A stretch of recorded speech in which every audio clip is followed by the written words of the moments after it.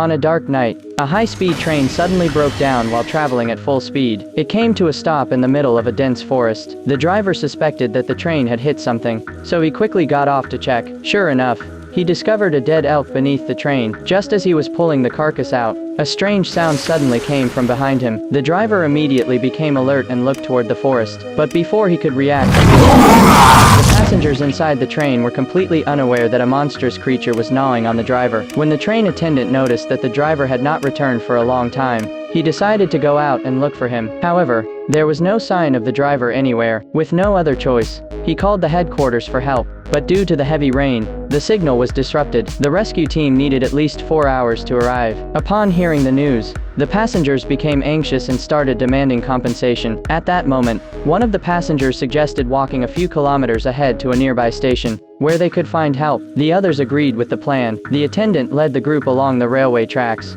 unaware that danger was silently approaching. Suddenly, eerie noises came from the woods beside them. For safety, Arthur instructed everyone to stay where they were while he cautiously moved forward to investigate. What he found sent a chill down his spine: the driver's half-eaten remains. Terrified, he hurriedly urged everyone to return to the train. Just then, a distant wolf's howl echoed through the air. Panicked, the group sprinted back to the train. However, just as the last passenger was about to enter the carriage, the door suddenly malfunctioned and clamped down on her leg. Despite the group's frantic efforts, they managed to pull her back inside, but her leg had already been torn apart, leaving nothing but a bloody mess. Everyone stood frozen in shock, holding their breath, not daring to make a sound. But the monster outside had no intention of letting them go. At that moment, a girl's phone suddenly rang, and in the very next second,